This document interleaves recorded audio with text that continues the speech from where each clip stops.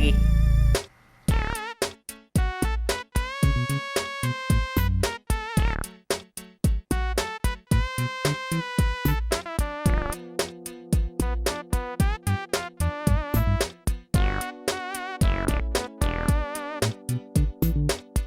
And welcome to this 15-minute instructional video on how to feed the fish.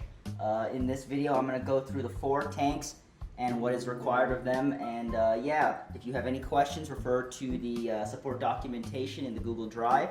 But so far we'll get into it. Alright, so if this is tank number 1, this is the beta tank, 10 gallons. As you see, our little friend is awake and ready for his morning meal. So first things first, we're going to take this light and we're just going to place it on the filter like this and just get it balanced. And we're going to take this glass off and we're just going to move it right here. My piano. Alright, now you're going to see 2 containers. You want the one with the smaller pellets. This is the Hikari Beta Pellet Blend. Get a close up on that. Very small granules. And you see he's already ready to go. You're just going to take 5 pieces and place it into the air tubing ring. But give him 5, that should be fine. He's a little camera shy right now, but he will come out and eat those. Putting it in the ring just prevents it from getting shot underwater from this here waterfall or this bubbler over here. So that's done. Take the glass and just put it right back on top and put the light back here. It's sometimes a bit too bright, so sometimes I will use this controller back here and just knock it down 3 ticks. That's the lowest setting. Well, you see the captain's just chilling. Usually in the morning he'll be chilling in this top section, maybe hanging out on his moss ball. And you're going to want to pick up the bigger of the 2 containers that has the Hikari Crab Cuisine, kind of bigger pellets. And the captain kind of prefers that you just drop these directly near him or on his head. So I'm going to grab 2 pellets. And this is a once a day feeding. This tank would be twice a day. But this one is once a day, once every other day. And you want to just take these pellets and just drop them basically next to him, and he'll immediately go and start searching for them. As you can see, he's like all the small particles he's already like finding in the air and You're so close, man. eating them. And the lights should all be automated, but if you find that they are turned on at weird hours, like in the evening or afternoon, go ahead and shut them off. I've also left fill lines on both these tanks. So if you see that the water level gets below these fill lines, go ahead and in a bucket over here will be some water that you can just sort of scoop out with maybe a cup or something and just fill them up to the lines. Alright, moving on to the downstairs tank. Now, this one is going to probably require the most amount of work, but we'll get through it. This tank has 2 food types. You got your Tetramin Tropical Flake as well as your Hikari algae wafers. You don't have to worry about these during the daytime. So these guys basically get 3 feedings a day. They get a morning feeding, an evening feeding, and a midnight feeding of algae wafers. Who's in here? Oh my god. Oh my god, Cheddar. Back to what I was saying. We're gonna need to do 2 pinches in this. They're not gonna be hefty, heaping pinches, but they're just gonna be normal sized pinches. One's gonna go straight into the waterfall, and you'll see that that will cause it all to fall directly to the bottom for the most part. And even this top flake right here will eventually start sinking, and these bottom feeders will be able to get it. So the second one we're gonna just do on the surface. You're flatbread. I see. And that should be it. We're going to repeat that around 5 or dinner time, I guess, whenever you want to eat dinner. And then after 11 p.m. or midnight, what you're going to want to do is come downstairs, lights off, don't turn anything on, and just drop an algae wafer some point in the back of this section. Anywhere in here really will be fine. Do do do do do do do. Oh, Maggie. Okay. So moving on to the shrimp tank. First things first, I do have a fill line. So if the water gets below that, fill it with this water here. Scoop it with this container that has a little hole in it. That will just mean that the water drips in a lot slower. And just sort of place it like this or anywhere that it will just splash into the tank. But yeah, this one is the very critical is you have to make sure that if you fill this tank, you fill it super slow. As for food, you're gonna have to put 2 to 3 of these shrimp foods in Monday, Wednesday, Friday. Once a day, not twice.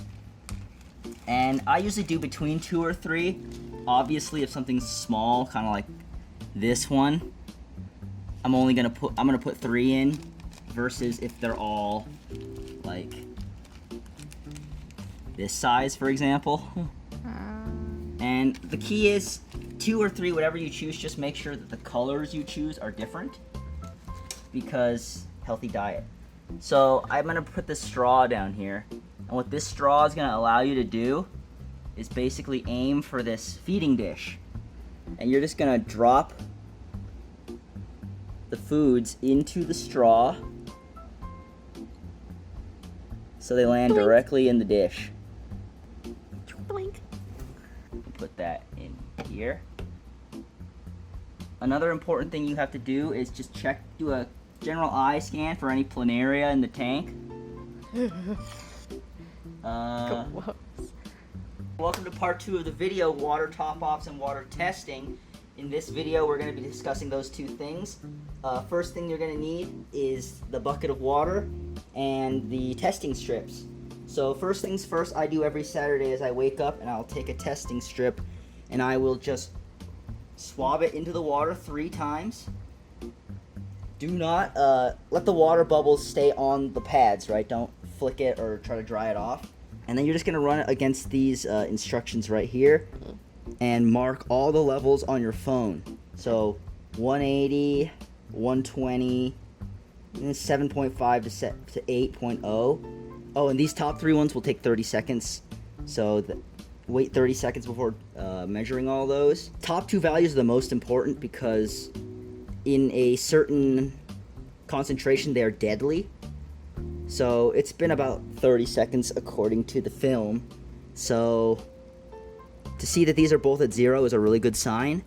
If the nitrite ever hits above a 0, like it starts hitting 1 to 3, go ahead and give me a call and we'll figure that out. Nitrates are any past 40. Again, give me a call and we'll have to do a water change, but I'm doing big water changes today, so I highly doubt that's necessary. And we're gonna wanna just do this to every single tank. Measure the results. Oh, the shrimp are all coming in to eat. Focus.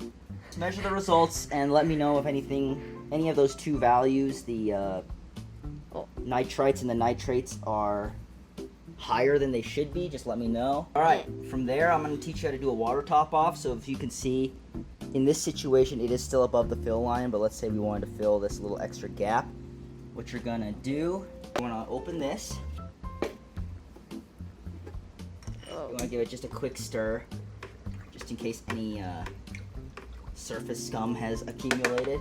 You want to take this container, hold your thumb on this hole so the water doesn't spill out. Do it like that. Onto this light, face the hole away from the light, just let go. And that's just going to slowly drain over time, filling the excess. Something like this is probably going to be two of these. Something like this, you're probably going to have to come down and do it maybe 4 times. And this one doesn't have a lid, so when you're done working on this tank or feeding this tank, just go ahead and put the lid or this towel on top like that. This tank I have probably the least amount of worry over those values, just because there's so many plants in here and we're doing water changes pretty frequently. If you need to fill it up, I will leave a bucket probably right here. And I think that about covers the process of making sure my fish don't die. Did he find it? He did. No, he didn't. He'll get it. But But yeah, thanks for watching. Smash that smash that like button if you like the video. Hit subscribe. Click the bell for notifications. Tell me what you think about fish in the comments below. And yeah, that's it. Okay, bye-bye. Bye-bye. Boop, boop, boop.